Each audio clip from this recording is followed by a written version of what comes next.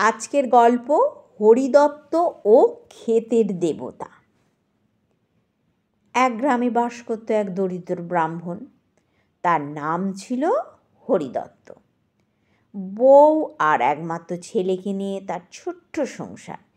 কিন্তু হলে হবে কি, তিনটি প্রাণীর অন্ন জোগাতেই হিমশিম খেতে হয় বেচারাকে। বাপের আমলে সামান্য জমি পেয়েছিল হরিদত্ত।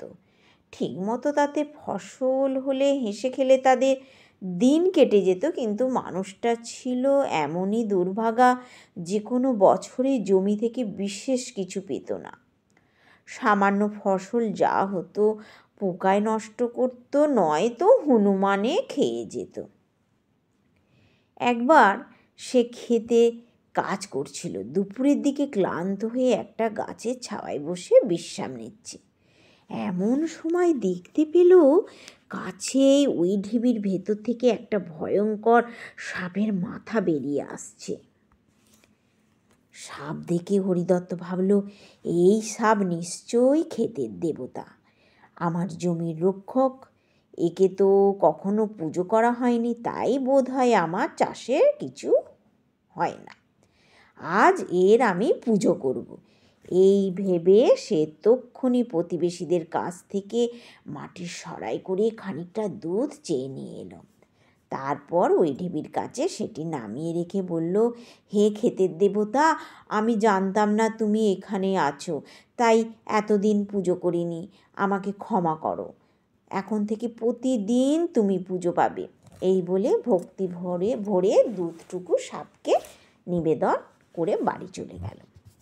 পরদিন সকালে সরাটি নিতে এসে হরিদত্ত দেখল তার মধ্যে রয়েছে একটি মোহর। আনন্দে গদগদ হয়ে সে মোহরটি তুলে নিল।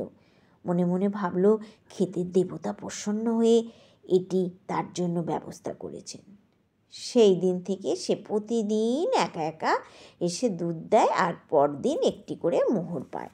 মোহরের দৌলতে তার সংসার বেহাল অবস্থা দিনে দিনে পাল্টে যেতে লাগলো। এইভাবে দরিদ্র ব্রাহ্মণের অবস্থা ফিরে গেল। একদিন কাজের দরকারে হরিদত্ত ভিন গায়ে গেল।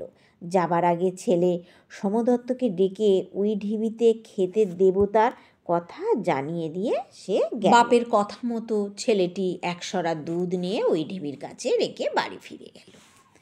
পরদিন ছেলেটি ওই ঢিবির কাছে গিয়ে মোহরটি তুলে নিল। সেই সময় সাপটি তার নজরে পড়ে গেল। সে ভাবল, ওই ঢিবিটি নিশ্চয়ই সোনার মোহরে ভর্তি। সাপ সেই মোহর পাহারা দেয়। দুধ খেয়ে খুশি হয়ে প্রতিদিন সরার উপরে একটি করে মোহর ফেলে দেয়। সাপটাকে মেরে ফেলতে পারলে সবগুলো মোহর একেবারে পাওয়া যাবে। এই ভেবে সে পরদিন দুধ নিয়ে যাবার সময় একটা শক্ত পোক্ত লাঠিও সঙ্গে নিল। দুধের সরাটা ওই ঢিবির কাছে রেখে সে আড়ালে গিয়ে তৈরি হয়ে দাঁড়িয়ে রইল। খানিক পরে সাপ ঢিবির গর্ত থেকে বেরিয়ে এসে দুধ খেতে গেল। সঙ্গে সঙ্গে সোমদত্ত সাপের মাথায় লক্ষ্য করে মারল লাঠির ঘা। লাঠির ঘা কিন্তু সাপের মাথায় পড়ল না। ঝট করে মাথা সরিয়ে নেওয়ায় লাঠি পড়ল মাটিতে। কিন্তু প্রচণ্ড রাগে সাপটার সঙ্গে সঙ্গে ফোনা তুলে গর্জন করে সোমদত্তর পায়ে বসিয়ে দিল ছোবল। সাপের তীব্র বিষে ছেলেটি ঢলে পড়ল মাটির উপরে। তারপর সেখানেই মরে পড়ে রইল। পরদিন সোমদত্ত বাড়ি ফিরে দুধ সংবাদটা পেল। ওই ঢিবিতে সাপের ছোবলে তার ছেলে মারা গেছে। আত্মীয় স্বজনরা তার মৃতদেহ সৎকার করেছে। খবর শুনে ছেলের শোক সোমদত্ত বুক ভেঙে যেতে লাগলো। কোনো রকমে নিজেকে সামলে খানিক পরেই একসরা দুধ নিয়ে সে গেল ওই ঢিবিতে।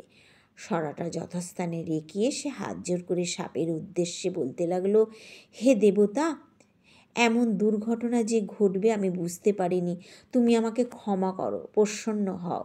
এইভাবে সে নানা স্তব স্তুতি করছে। অনেকক্ষণ পরে সাপ গর্তের ভেতর থেকে সামান্য মাথা বার করে বলল, ও হে ব্রাহ্মণ, তোমার ছেলের চিতার আগুন এখনো নেভেনি। এরই মধ্যে ছেলের শোক তুচ্ছ করে মোহরের লোভে তুমি এসেছো আমার কাছে। তোমার ছেলে বিনা কারণে আমাকে লাঠির ঘা মেরেছে, আমিও তাকে কামড়েছি। লাঠির ঘা আমি ভুলতে পারবো না। ছেলের হারানোর দুঃখ তুমিও কোনো দিন ভুলতে পারবে না, আমিও কোনো দিন পারবো না।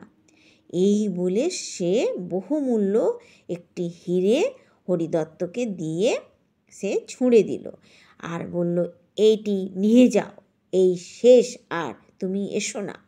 এই বলে সাপটি গর্তের মধ্যে ঢুকে গেল। হরিদত্ত হীরাটি হাতে নিয়ে খানিকক্ষণ স্তব্ধ হয়ে দাঁড়িয়ে রইল। তারপর ছেলের বুদ্ধির দোষেই আমি সব হারালাম, এই কথা বলতে বলতে সে বাড়ি ফিরে গেল।